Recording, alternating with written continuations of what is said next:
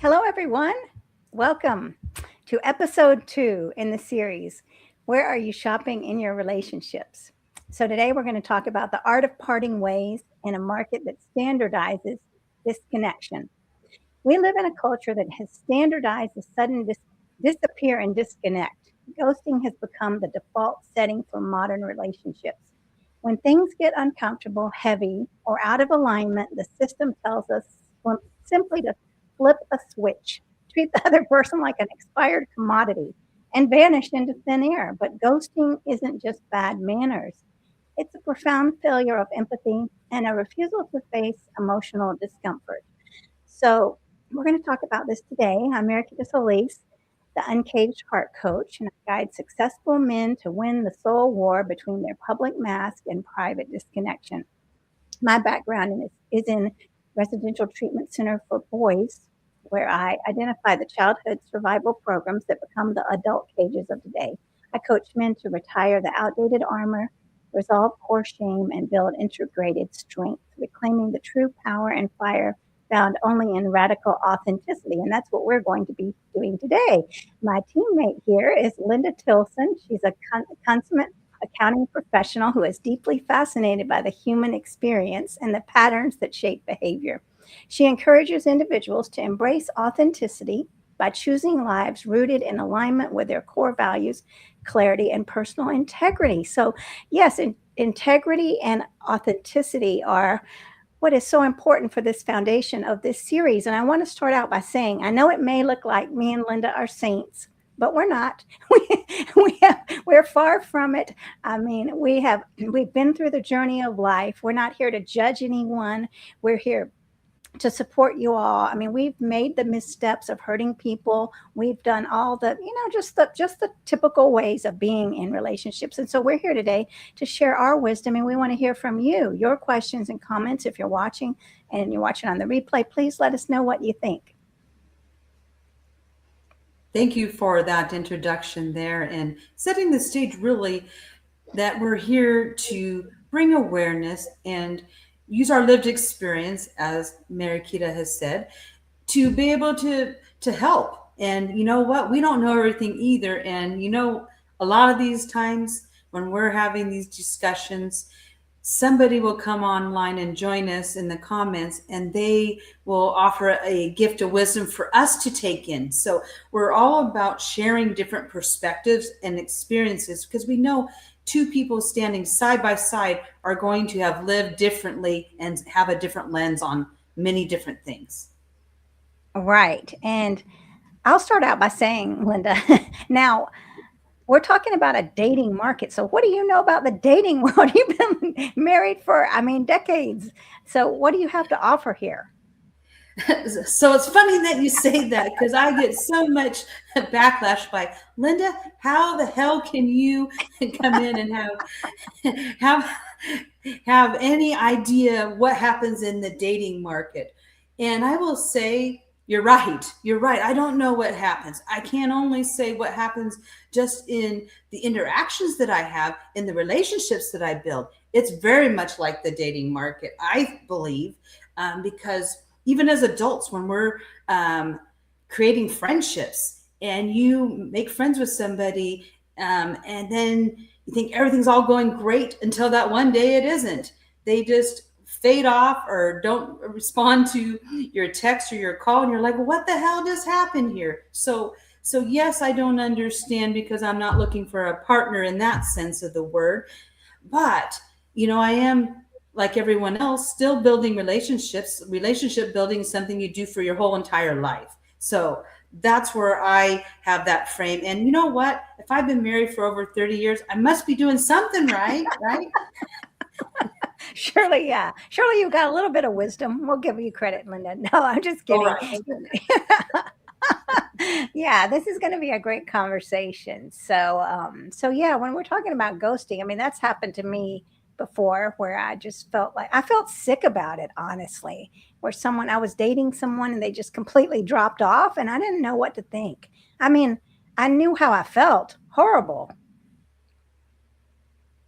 Yeah, and that's really just it. When somebody does just drop off, and everything seems good until it isn't.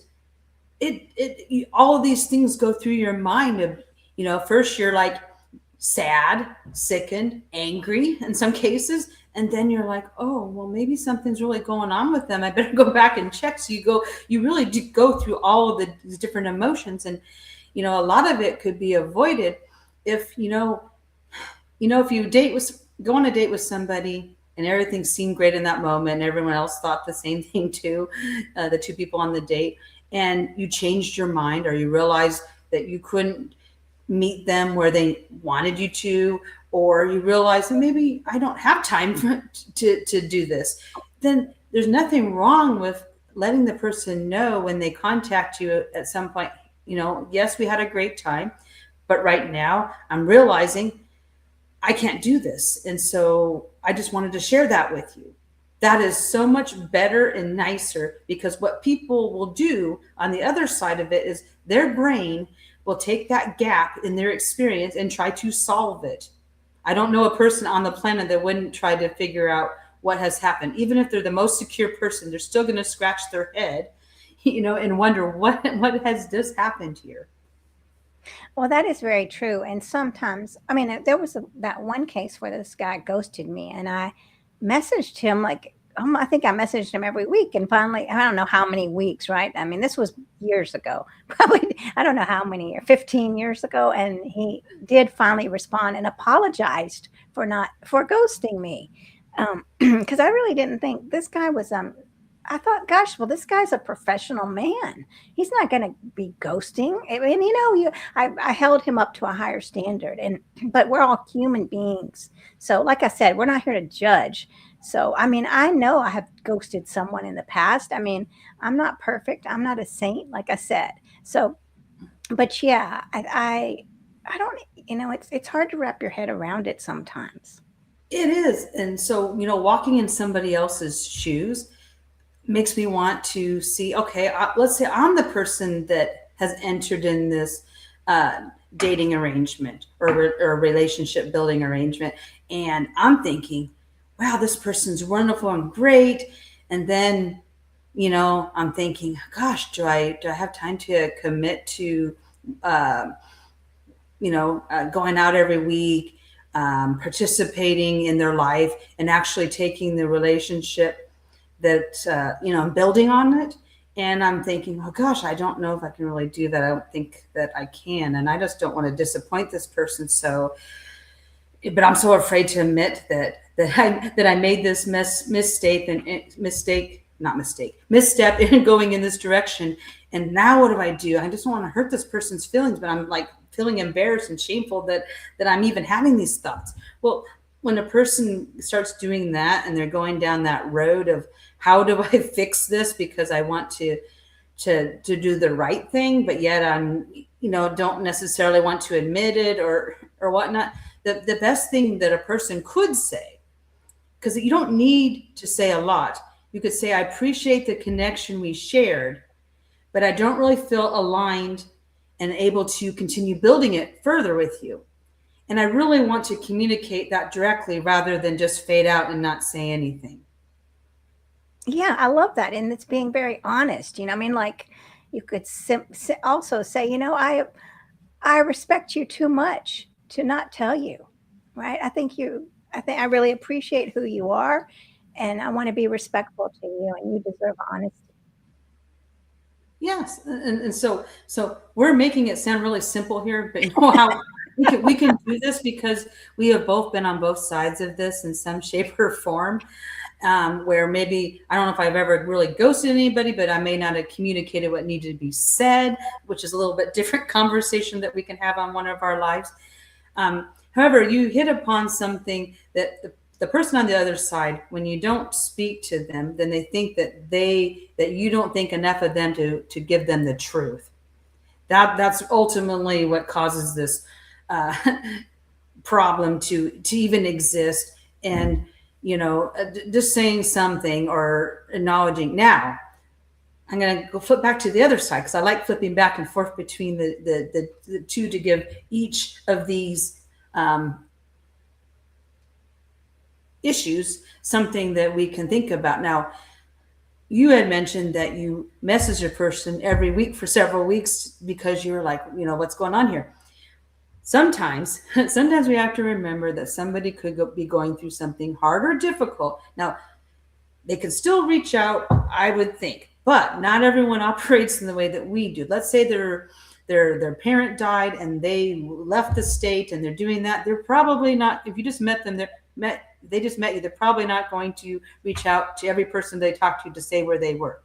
So knowing that, you could do what you would describe as where you pace. So maybe you might wait a week, then you might wait 2 or 3 weeks, and then after the second attempt, if they're not contacting you and you've said nicely something to the fact like, I've noticed you've been silent and you haven't gotten back to me. Come back when you're ready. And when you're ready, let's talk about how we want to handle this differently going forward. You could do something along. I don't know if I'd said that exactly how I would say it, but that's something to that effect, because that is not putting pressure on that other person. You're not putting any blame that, why have you been, contacting me? I message you, what the heck's going on? You don't want to give that off energy off, because something may be coming on in their life where they really truly can't. So you don't want to just cut somebody off or be too aggressive in that way either, because that's not going to help anybody. But just saying you noticed, and that when they're ready or able, that they could come back.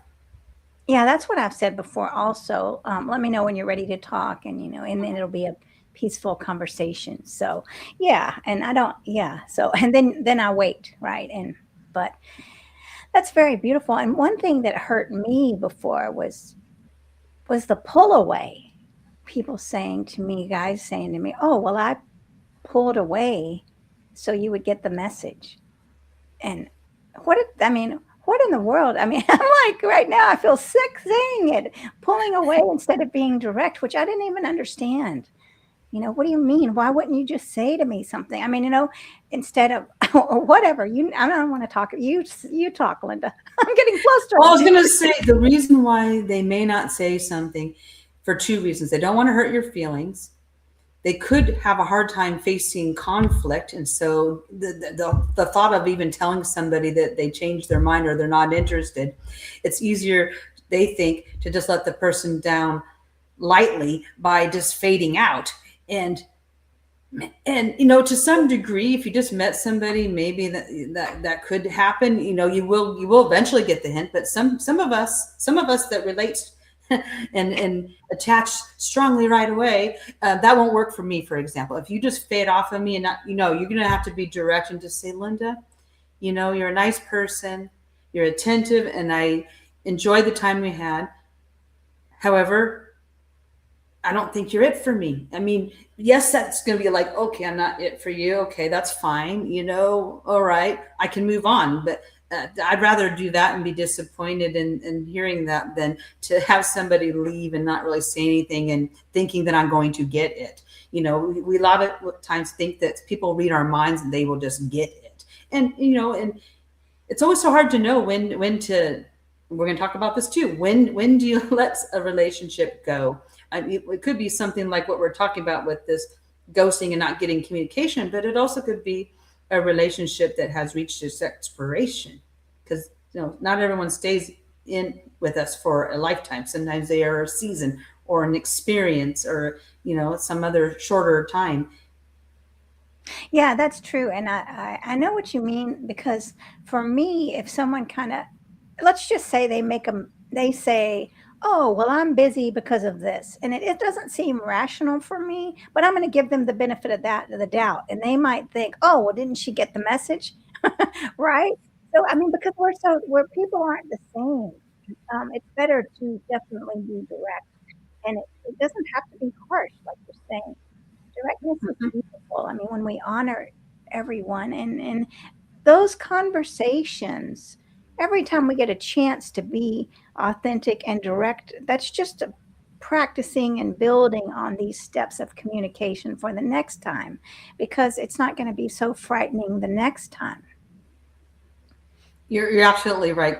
You know, it's building that muscle, that resiliency muscle to have the difficult conversations. Because I will tell you, I've had a lot of difficult conversations in my life, and I feared all these things happening, and none of the things happened. Had the conversation, it went well, and then I, oh, this is not bad. I can do this, and so it's getting over that fear of having the difficult conversation, and it's trusting in yourself to have that conversation, and and I guess one other thing that I would want to add to this whole conversation is if you find yourself in this situation where maybe the person doesn't communicate directly, because not everyone does, and it seems like they're fading out and not coming, and you've made a solid attempt to give some pacing and some space, and you said what you needed to say, and they don't come back. You know what you do?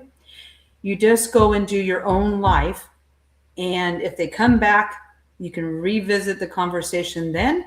And but chances are what has happened is that, as much as you don't want to, I guess, accept it, it's opened up the space for somebody to else that come in, or maybe the people that are in your life already, that you can just expand with them.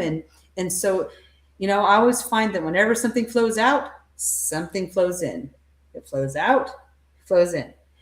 And once you get used to that, then life is better.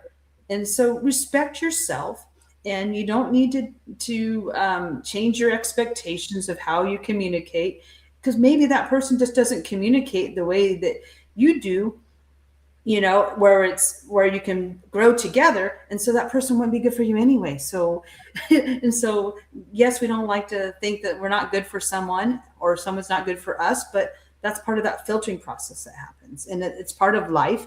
You learn and grow. We move forward, and yeah, I wanted to add that piece, because I think that that's the piece that I've had to learn. People will leave. People will not choose to expand and build a relationship with me, and that's okay. Yeah, it is okay. It doesn't mean anything about either one of y'all. It just means that you don't sync. So that's really what you're looking for, someone you sync with. And I think also you can be direct. Like if I was starting to feel like, are they pulling away? Now, how could I directly ask them and just simply say, I'd like to check in? But we should always be checking in with our partners, right? How is this feeling, right? I mean, it seems like you're very busy. I mean, is this relationship, is this the time for it? Now that's a way of asking without it being personal. Maybe this isn't a good time for our relationship, or this isn't maybe it's not working. I mean, it's to be able to be direct is another thing to practice if the other It person definitely won't be. is. It definitely is a good thing to practice. They will teach you, even in leadership training, that the direct communicator is going to get the answers that they need to make their decisions quicker and faster than the person that's trying so much to soften it and be ambiguous about what needs to happen. The relationships are the same way. And I had to laugh and chuckle this morning when I had sent you a message, and you're like, oh, Linda, were you sending me that? Were you trying to tell me something? And I'm like, no, I was not trying to tell you something, because I actually clarified after I sent the first example of what I wanted to share. And I said, this is an example of what I'd like to share. And I'm like, I am so glad that I did that and that you read that piece, because I thought, oh no. That was too funny because you had said something. Too early in the morning. We needed our coffee. But yeah. Yeah, and then you find out how that person is I mean, these are little just shows you how the other person is going to be able to communicate and have conflict or have things that are not. I mean, how do they handle this, right? I mean, are they going to run away from it or just be direct and honest? And ultimately, we have to have people that are direct, or we'll just swim around in circles forever, not get anywhere, and be confused and take things personally. And then maybe it's true. Maybe it's not that they're pulling away, but if we have the conversation, we know, and I could think, wow, they're pulling away, but really they're just busy. I mean, we're in such a needy society, I want to say, and I don't want to make anybody feel bad, but I mean, there's a lot of neediness and a lot of, we need this quick responses, quick responses. So if we text someone and we don't hear for hours, then we might think they're pulling away, but really they've been in a business meeting for 3 hours, right? And so having that communication and not immediately jumping to to assumptions and giving people the benefit of the doubt. That's why it's so important to have the lines of communication open and to ask people how do you feel about your communication style? I mean, that might be scary to ask, but it's very direct and I think it's wonderful when you can have those kind of conversations because it shows the person that you take relationships seriously when you ask those questions about how do we show up, right? I mean, if you have someone that says, "What the heck are you talking about?" It'd be like, okay, maybe we won't be on the right frequency. And that's very much can happen. And I can think about all the different friendships along the way that I've made, for example. And that's one of the first things I'm going to ask is, do you prefer to text? Do you prefer to do a weekly check-in or call, or would you rather just do it more unscheduled? Because I have some people that say, I don't want to schedule a freaking Zoom meeting. Just pick up the phone and call me. I've got other people that love to connect every day, so that it's a shared thing. You send a couple texts every day, we check in, and that's good. Other people be like, no, please do not send me a big thing of wall chat, because that is going to inundate me. It's going to make me feel pressured, and I just don't have the capacity or bandwidth to have it coming at me. I mean, some people will say that about the voice notes. Like, I think using voice notes when you are connecting with a person, you can connect far away and you feel really connected. But other people are like, well, you sent me all these voice notes and I couldn't listen to them because I was in a public place. And so now I have no idea what you just said. So now I got to go back and through, miles long chats to figure out what it is that you said, and then find the time that I can actually reach back out to you and remember what you had said in the first place. These are real conversations that do happen.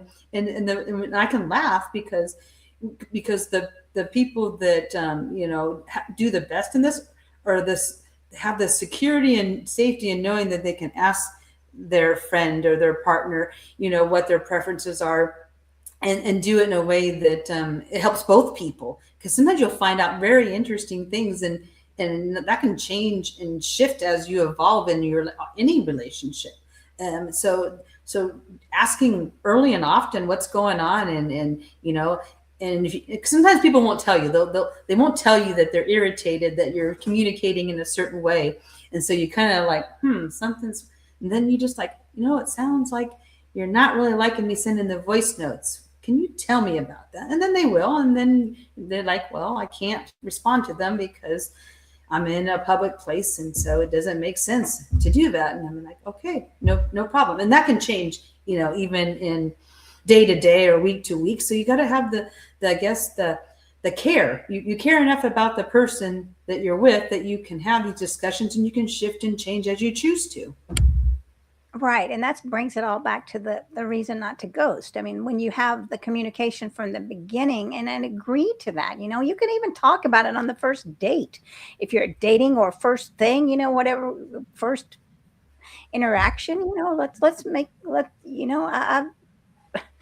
don't know how I would say. I'm gonna just say I've been ghosted or I've been, let down, and so I really want to honor this relationship. I'm happy to meet you, and I want to let you know that I'm going to be honest with you during this relationship. And my gosh, what a relief that is! I wish someone would say that to me. Yes. It's like, oh, thank God, someone that values it. You know what I mean? Someone that is showing a moral code of holding this in a higher place than just the throwaway. Which, I mean, and that's one thing that we didn't really touch on. Them people are not objects to be thrown away, right? I mean, we are human beings with heart, and we have feelings. Yes. And, the whole, what you just said, I definitely advocate for. The first time you meet somebody, have these conversations about frequency and format of communication, and what you would want to have happen. And so you don't necessarily have to say, I've been ghosted in the past, and so I have real issues of people that enter my life and leave. That is a true statement. But I just would say, I prefer that if you have anything to say rather than not saying, I'd rather have you tell me and I know and I hear it from you directly than to ever assume or wonder what's going on. That would help support me in our relationship. Would you be willing to do that with me? Yeah, I mean, this is And very, very important things, and a lot of times we get. I myself would get caught up in the physical, like, oh my gosh, this guy's so good looking, and I would just everything would fly out the window. But having some sort of rational grounding, right, is very important. yes, when you're activated in the moment with the attraction and the excitement of what's going on, yes, your brain can have this thing to go out the window. And what you would normally do is taking a step back and looking at the going on as a silent film, you would notice that that was going on. And so just having a plan of how you'd like to go into the meeting, the date, and really, knowing what you value. I mean, we talked about that in the first episode of our series, that knowing what you value and what your preferences are, and not just keeping them in your mind and expecting the person to just know, just communicating them and then asking them to do the same. That's the kicker, because it's not enough just for us to share our values and preferences, but to invite and ask the other person to share theirs. You'd be surprised what you would find out when you take the first 5 minutes of a new connection and do that exercise. I think it changes the trajectory, and you might find out that this person is not going to align with you in the way that they go about the world, and that's okay, because we all can have the right to change our mind after getting to know someone. That's why you're getting to know someone. That's why you're having talks, because you don't. I mean, oh, you can see what's on the outside before you get to see what's on the inside at that soul level that you've been referring to.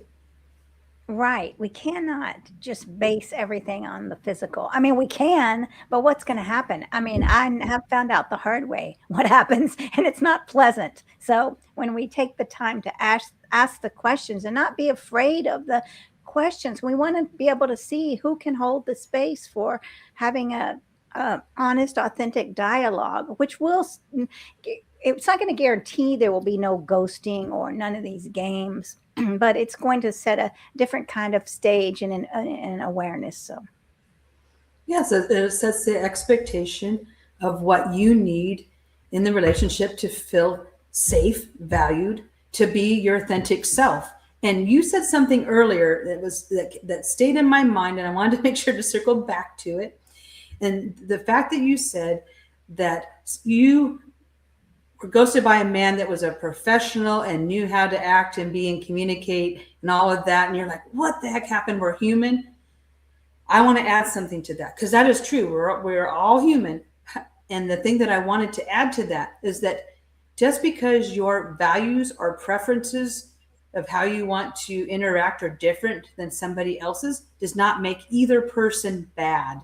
Because I want to take that out of there. It does not make anyone bad. It just means they're just not in congruence or alignment, and how you could come together. And wouldn't you want to find that out early on, rather than finding out 6 months later that you have invested a part of your who you are, your time, your care, and then it just doesn't work out? You would have liked to have known that earlier. So that's the beauty in all of this, is having those conversations, being aware of what's coming up, and knowing that you can change your mind. But we're just advocating, both of us are advocating, communicate that to the other person out of kindness. Clarity is kindness. right. And yeah, they're not, I would say there's no bad people. We make choices that are not the best. So, think and choose the kind way to communicate. And that's what we're advocating for, kindness, where no one gets hurt, because it's not fun when you're living out there and you're just like, where did they go? So this is, I feel like we really covered a lot here. If you're watching, please let us know. We are going to wrap it up.